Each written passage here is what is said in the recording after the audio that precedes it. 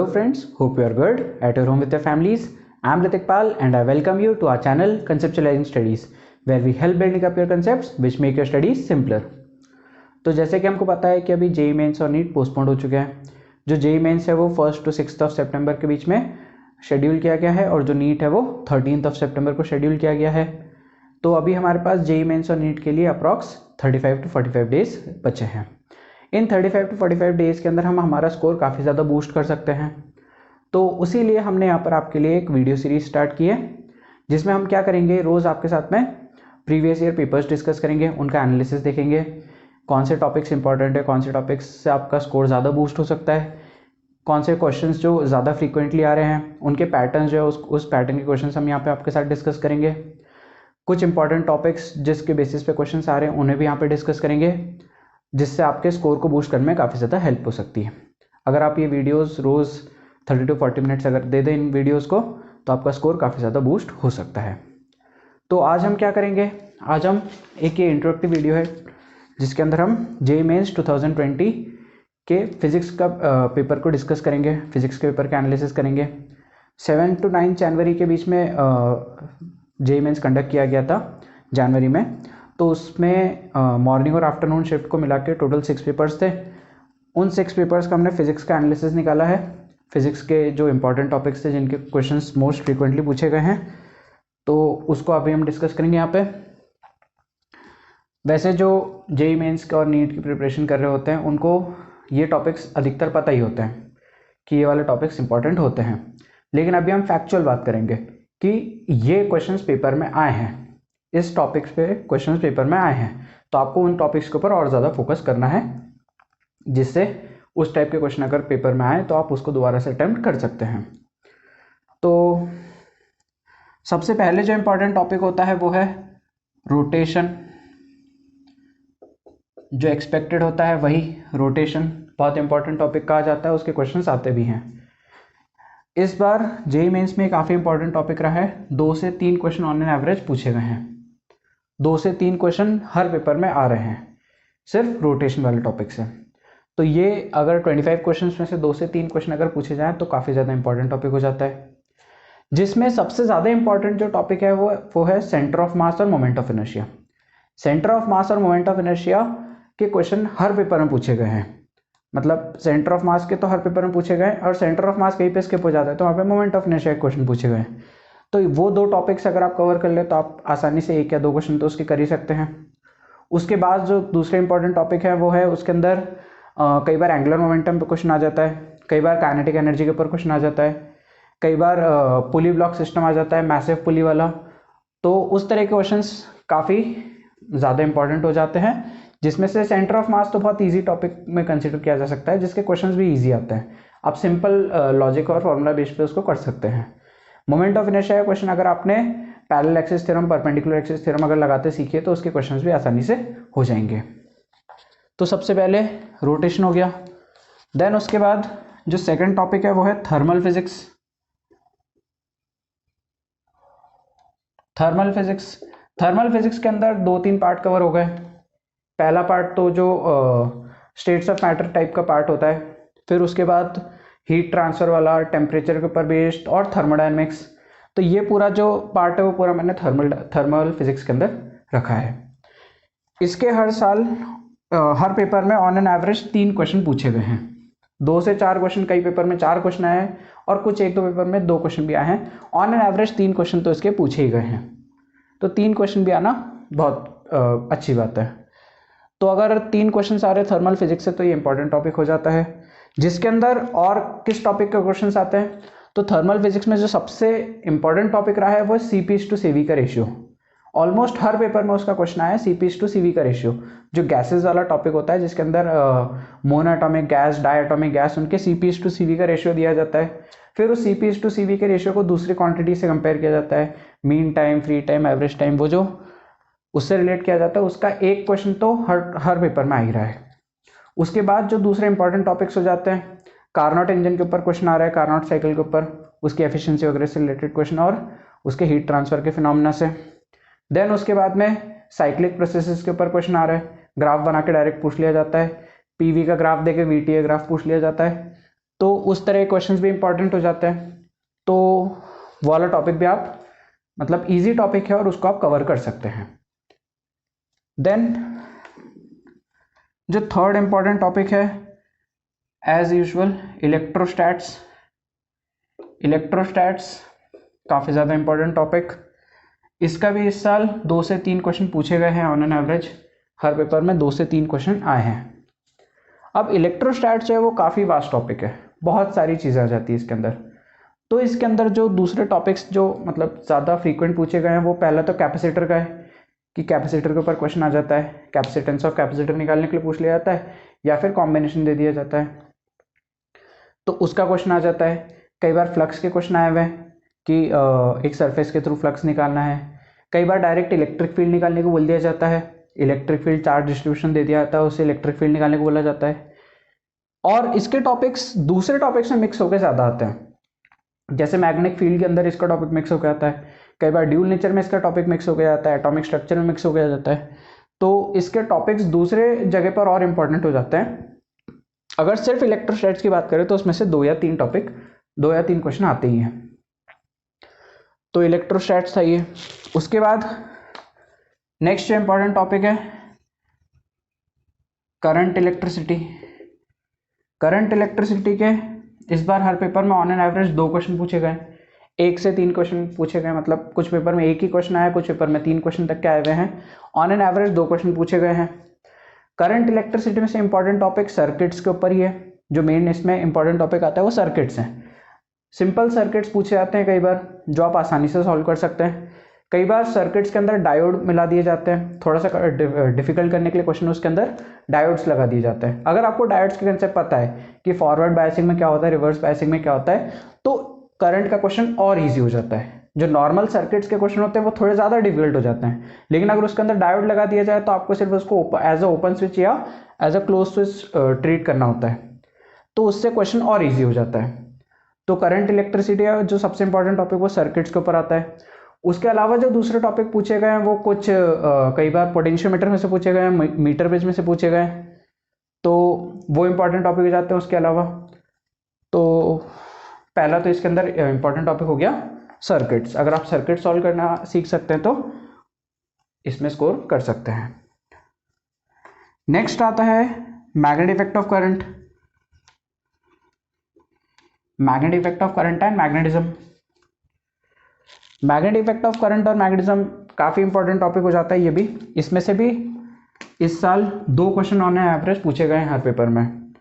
हर paper में on an average 2 questions पूछे गए हैं। अब इसके ऊपर क्वेश्चंस कौन से आते हैं, इसके ऊपर क्वेश्चंस बहुत जनरल टाइप के क्वेश्चंस आते हैं, जिसमें सबसे ज़्यादा जो पूछे जाने वाला टॉपिक है वो लॉरेंट्ज फोर्स है। लॉरेंट्ज फोर्स मतलब काफ़ी फेवरेट टॉपिक रहा है इस बार जेईई वालों का। लॉरेंट्ज फोर्स के ऊपर कई क्वेश्चन पूछे गए। दूसरा, अब इसके अंदर क्या करते हैं, इलेक्ट्रिक फोर्स और लॉरेंट्ज फोर्स को मिक्स करके क्वेश्चन पूछ लिया जाता है। आपने वेलोसिटी सिलेक्टर नाम का एक टॉपिक पढ़ा होगा, जिसमें motion of charge under uniform magnetic field and electric field पढ़ा होगा। तो उस टाइप के क्वेश्चंस इसमें कई ज़्यादा आते हैं, तो वाला टॉपिक इंपॉर्टेंट हो जाता है। उसके बाद में और इससे questions electric field magnetic field के कॉम्बिनेशन के क्वेश्चन आते हैं। गैल्वेनोमीटर के भी कई क्वेश्चन आए हुए हैं। तो उस टाइप के टॉपिक्स अगर आप कवर कर लें तो आप काफ़ी स्कोर बूस्ट कर सकते हैं। इसमें भी 1-2 में से 1 क्वेश्चन तो आप पक्का कर ही सकते हैं। Next, EMI AC. ईएमआई और एसी का on an average equal weightage रहा है। 2 क्वेश्चन इसमें से एवरेज आ ही रहे हैं हर पेपर में, 1 क्वेश्चन से 4 क्वेश्चन तक के, मतलब कुछ पेपर में 1 क्वेश्चन आया हुआ है, कुछ पेपर में 4 क्वेश्चन तक के भी आए हुए हैं। ऑन एन एवरेज 2 क्वेश्चन तो पूछे ही जा रहे हैं। तो ईएमआई एसी में से अगर वेटेज देखा जाए तो ईएमआई का थोड़ा सा ज़्यादा वेटेज हो जाता है। वैसे अप्रॉक्सीमेटली इक्वली वेटेज आया है इस बार, लेकिन अगर नंबर ऑफ क्वेश्चन देखें तो ईएमआई के 1-2 क्वेश्चन ज़्यादा ही होंगे। तो किस टॉपिक के ज़्यादा क्वेश्चन आए हुए हैं इसके अंदर? इसके अंदर ईएमआई में से पूछा जाता है सबसे पहले आपका Faraday's law. Direct Faraday's law के ऊपर क्वेश्चन पूछ लिए जाते हैं। और फैराडेज लॉ को फिर मिक्स कर दिया जाता है इलेक्ट्रोस्टैट्स के साथ में। उसके अंदर जो आपकी कॉइल होती है, कॉइल के अंदर फोर्स लगाने का पूछ लिया जाता है। इंड्यूस्ड ईएमएफ के क्वेश्चन आ जाते हैं, डायरेक्ट फ्लक्स के ऊपर बेस्ड क्वेश्चन आ जाते हैं। तो ईएमआई में से उस टाइप के क्वेश्चन आ जाते हैं। फिर उसके बाद एसी की बात करें तो एसी के बहुत सिंपल सर्किट के ऊपर क्वेश्चन आए हुए हैं 1-2। कुछ सर्किट एलसी ऑसिलेशंस के ऊपर भी आए हुए हैं। LC ऑसिलेशंस के अंदर कंपैरिजन किया जाता है मैकेनिकल क्वांटिटीज़ और इलेक्ट्रिकल क्वांटिटीज़ का, उसके ऊपर भी एक क्वेश्चन है। तो ऐसे बहुत सिंपल टाइप के क्वेश्चन हैं जो आप अगर थोड़ा सा प्रिपेयर कर लें तो आसानी से स्कोर कर सकते हैं। Next, optics. ऑप्टिक्स का ऑन एन एवरेज एक क्वेश्चन पूछा गया है, 1 से 3 तक के जाते हैं वैसे ये। कुछ पेपर्स के अंदर 3 क्वेश्चन भी पूछे गए, कुछ पेपर में 1 ही क्वेश्चन पूछा गया है। तो ऑन एन एवरेज 1 से 2 क्वेश्चन मान सकते हैं, जिसमें क्वेश्चंस वैरी करते हैं क्योंकि ऑप्टिक्स अपने आप में बहुत बड़ा पार्ट हो जाता है। जो सबसे ज़्यादा इंपॉर्टेंट टॉपिक हो जाता है इसके अंदर वो है ऑप्टिकल इंस्ट्रूमेंट्स का। ऑप्टिकल इंस्ट्रूमेंट्स का सबसे ज़्यादा पूछा गया क्वेश्चन है। टेलीस्कोप के ऊपर वो क्वेश्चन पूछ लेते हैं कि टेलीस्कोप की लेंथ चेंज कर रहे हैं, बताइए उसका मैग्नीफिकेशन में क्या अंतर आएगा। तो टेलीस्कोप इंपॉर्टेंट टॉपिक हो जाता है। फिर कई बार क्वेश्चन आपका डायरेक्ट लेंस के ऊपर आ जाता है, रिफ्रैक्टिव इंडेक्स के ऊपर क्वेश्चन पूछ लेते हैं। मीडियम चेंज हो रहा है, रिफ्रैक्टिव इंडेक्स चेंज हो रही है, तो रिफ्रैक्शन के ऊपर डायरेक्ट क्वेश्चन आ जाते हैं ऑप्टिक्स में से। तो वो क्वेश्चन भी आप डायरेक्ट अटेम्प्ट कर सकते हैं। अगर आप ज़्यादा नहीं प्रिपेयर करना चाहते तो अगर आप ऑप्टिकल डिवाइसेस प्रिपेयर कर लें, टेलीस्कोप माइक्रोस्कोप वाले डिवाइसेस प्रिपेयर कर लें, तो उसमें भी आप इसमें अच्छा स्कोर कर सकते हैं। Then next, wave optics. Wave optics का भी ऑन एन एवरेज एक क्वेश्चन पूछा ही जा रहा है। कई बार नहीं पूछा गया, कई बार 2 क्वेश्चन पूछ लिए गए हैं। तो वेव ऑप्टिक्स का एक क्वेश्चन आ जाता है। वेव ऑप्टिक्स के एक क्वेश्चन में कौन से टॉपिक्स आते हैं ये क्वेश्चन, ज़्यादातर इनका जो क्वेश्चन आता है वो YDAC पे आता है, Young's double slit experiment. YDAC के अलावा डिफ्रैक्शन पैटर्न पे क्वेश्चन आ सकता है। YDAC या फिर डिफ्रैक्शन पैटर्न, या फिर एक आधी क्वेश्चन कभी Malus law polarisation of light के ऊपर भी आया हुआ है, तो वाला पार्ट उसके अंदर इंपॉर्टेंट हो जाता है, तो उसमें आप स्कोर कर सकते हैं। Then dual nature. Dual nature का भी एक क्वेश्चन आ ही रहा है। अब बाकी टॉपिक्स जो है वो एक क्वेश्चन एक दो क्वेश्चन ऐसे चल रहे हैं, लेकिन ये वो टॉपिक्स है जिनके अंदर आप स्कोर कर सकते हैं। कई बार क्या होता है टॉपिक्स चेंज हो जाते हैं, इसमें से ना आते हुए दूसरे टॉपिक में से आ जाता है, लेकिन जो मोस्ट फ्रीक्वेंट टॉपिक्स है वो मैं बता रहा हूँ। जैसे ड्यूल नेचर का एक क्वेश्चन आ रहा है, ड्यूल नेचर का एक क्वेश्चन जो आता है वो बहुत ईजी टाइप का क्वेश्चन आता है। कई बार आपसे डायरेक्ट फोटो इलेक्ट्रिक इफेक्ट के ऊपर क्वेश्चन पूछ लेते हैं, फोटो इलेक्ट्रिक इफेक्ट और आइंस्टाइन फोटो इलेक्ट्रिक इक्वेशन, उसके ऊपर डायरेक्ट क्वेश्चन आ जाता है। कई बार de Broglie wavelength. De Broglie wavelength का इसमें क्वेश्चन बहुत ज़्यादा इंपॉर्टेंट है कि डी ब्रोगली वेवलेंथ को आप अलग अलग तरह से मिक्स करके पूछ लिया जाता है। उसको एटम से मिक्स कर सकते हैं, उसको इलेक्ट्रोस्टैट से मिक्स करा जा सकता है, तो उससे बहुत इंपॉर्टेंट टॉपिक हो जाता है वो। तो उसका अगर आप थोड़ा सा भी प्रिपेयर कर ले तो उसके अंदर अच्छा स्कोर कर सकते हैं। Next, atoms and nuclei. इसका भी बहुत ईजी क्वेश्चन आता है। एटम्स एंड न्यूक्लियाई जो वाला जो टॉपिक है, ज़्यादा बड़ा चैप्टर नहीं है, इसमें आपने केमिस्ट्री में पढ़ा होगा और फिजिक्स में पढ़ा होगा। तो इसमें जो एटम्स एंड न्यूक्लियाई का भी ऑन एन एवरेज एक ही क्वेश्चन आ रहा है, लेकिन वो ईजी क्वेश्चन होता है। हाइड्रोजन स्पेक्ट्रम के ऊपर क्वेश्चन होता है, ज़्यादातर जो पूछा जाता है वो हाइड्रोजन स्पेक्ट्रम के ऊपर क्वेश्चन पूछा जाता है। कई बार न्यूक्लियस से ही पूछा गया है, तो वो न्यूक्लियस वाला क्वेश्चन में ज़्यादा चांसेस नहीं होते, एटम्स के ऊपर ज़्यादा चांसेस होते हैं इसमें क्वेश्चन आने की, और वो भी हाइड्रोजन स्पेक्ट्रम उसका मोस्ट इंपॉर्टेंट टॉपिक हो जाता है। नेक्स्ट, यूनिट एंड डायमेंशंस या फिर मेजरमेंट वाला जो टॉपिक है, उसको मैं यूनिट एंड डायमेंशंस नाम से ही बोल रहा हूँ अभी। तो उसका भी ऑन एन एवरेज एक क्वेश्चन आ ही रहा है इस पूरे पेपर के अंदर। इसके अंदर तो यूनिट एंड डायमेंशंस के क्वेश्चन इसमें किस तरह के आते हैं कि इसमें कई बार डायरेक्ट डायमेंशन फॉर्मूले पूछ ले आते हैं कुछ क्वांटिटीज़ के, दूसरी डायमेंशनल क्वांटिटीज़ के टर्म्स में फंडामेंटल क्वांटिटीज़ को छोड़ के, जैसे Planck's constant, speed of light, momentum, in terms में पूछ लिया जाता है, तो वाले क्वेश्चन आए हुए हैं। कई बार डायरेक्ट एरर के क्वेश्चन आ जाते हैं, प्रोपगेशन ऑफ एरर के, कई बार सिग्निफिकेंट फिगर के काउंट के क्वेश्चन आ जाते हैं, और स्क्रू गेज का क्वेश्चन आए हुए हैं उसमें कई बार। तो उस तरह के क्वेश्चन इसमें इंपॉर्टेंट हो जाते हैं। Unit and dimensions easy topic है, इसलिए इसको कवर किया जा सकता है। नेक्स्ट जो इंपॉर्टेंट टॉपिक है वो है इलेक्ट्रोमैग्नेटिक वेव्स। इलेक्ट्रोमैग्नेटिक वेव्स के भी कई क्वेश्चन आए हुए हैं, ऑन एन एवरेज एक क्वेश्चन आ ही रहा है हर पेपर में। तो इलेक्ट्रोमैग्नेटिक वेव्स का इसमें किस टाइप का क्वेश्चन आ जाता है, इसमें इलेक्ट्रिक फील्ड और मैग्नेटिक फील्ड के बीच में रिलेशनशिप जो है उसके ऊपर क्वेश्चन आ जाता है। डायरेक्ट क्वेश्चन आता है, मैग्नेटिक फील्ड दे दी जाती है, इलेक्ट्रिक फील्ड पूछ ली जाती है, जो E/B = C वाला फॉर्मूला है उसके ऊपर बेस्ड डायरेक्ट क्वेश्चन आ जाता है। कई बार इलेक्ट्रिक फील्ड के पोलराइजेशन वाला टॉपिक भी आ जाता है जो वेव ऑप्टिक्स से रिलेट होता है, लेकिन उसको इलेक्ट्रोमैग्नेटिक वेव से रिलेट करके दे देते हैं यहाँ पे, तो उसके ऊपर भी आ जाता है कई बार क्वेश्चन। तो वो छोटा टॉपिक है लेकिन कवर हो सकता है। Next gravitation. ग्रेविटेशन भी बहुत इंपॉर्टेंट टॉपिक्स में से आ जाता है क्योंकि इजी टॉपिक है और उसके 1 से 2 क्वेश्चन ऑन एन एवरेज पूछे जा रहे हैं। 1 से 2 क्वेश्चन है और इजी क्वेश्चन आते हैं, जिसमें जो सबसे ज़्यादा उनका पूछा जाने वाला टॉपिक है वो है एस्केप वेलोसिटी। एस्केप वेलोसिटी के ऊपर 2 से 3 क्वेश्चन आए हुए हैं इस साल, तो ग्रेविटेशन वाले टॉपिक में वो एस्केप वेलोसिटी वाला पार्ट अगर कवर कर ले तो वो आसानी से हो सकता है। ग्रेविटेशनल फील्ड के ऊपर क्वेश्चन आ सकता है। ग्रेविटेशनल जी की value, acceleration due to gravity दूसरे प्लैनेट के ऊपर, उसके ऊपर भी क्वेश्चन आया हुआ है, तो वो काफ़ी इजी टॉपिक्स है जिसको हम कवर कर सकते हैं। पोल और इक्वेटर के अंदर डिफरेंस जी की वैल्यू में, तो वो काफ़ी इजी टॉपिक्स में आ जाते हैं, इसलिए उसको कवर कर सकते हैं। Next waves. वेव्स के इस बार हर पेपर में ऑन एन एवरेज 1 क्वेश्चन पूछा ही गया है। On an average 1 question waves के ऊपर आ ही जाता है, और वो क्वेश्चन जो होता है वो काफ़ी इजी क्वेश्चन होता है। काफ़ी इजी क्वेश्चन किस टॉपिक में से होता है? उनका जो सबसे फेवरेट टॉपिक है वो ट्रांसवर्स वेव ऑन स्ट्रिंग के ऊपर है।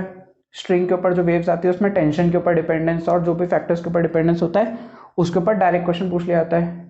ऑर्गन पाइप के ऊपर क्वेश्चन पूछा गया है, कुछ 1-2 बार इंटरफेरेंस ऑफ वेव्स या फिर एसएचएम के ऊपर भी क्वेश्चन आए हुए हैं, लेकिन जो सबसे इजी टॉपिक आप कवर कर सकते हैं वो ट्रांसवर्स वेव्स ऑन स्ट्रिंग के ऊपर आ जाता है। डायरेक्ट फॉर्मूला बेस्ड क्वेश्चन आता है, तो उसको हम कवर कर सकते हैं। Next fluids, fluid mechanics.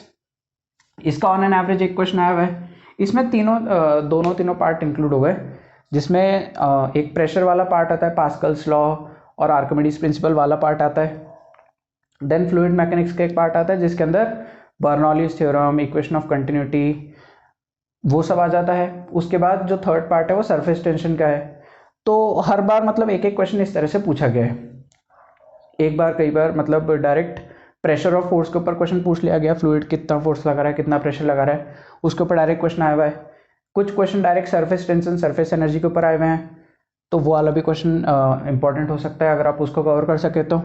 और बाकी जो बर्नौलीज थ्योरम वाला चैप्टर है उसमें से काफ़ी मिक्स क्वेश्चन आते हैं, कुछ मतलब काफ़ी वास्ट टॉपिक है वो भी, तो उसमें से एक क्वेश्चन प्रैक्टिस करना बहुत मतलब मुश्किल पड़ सकता है। अगर आप कवर कर सकते हैं तो इसको भी कवर किया जा सकता है। सरफेस टेंशन और अगर आप प्रेशर वाला पार्ट कंप्लीट कर लें तो 50% से तो ज़्यादा चांसेस हो जाता है कि आप उस टॉपिक को अटेम्प्ट कर सकते हैं। तो ये था हमारा जनवरी 2020 का जेईई मेंस के फिजिक्स का एनालिसिस। हमने इस तरह से इसको निकाला कि कौन से टॉपिक इंपॉर्टेंट होते हैं, कौन से चैप्टर में से कितने क्वेश्चन आ रहे हैं, तो आप इन टॉपिक्स को कवर करके स्कोर को थोड़ा सा बढ़ा सकते हैं।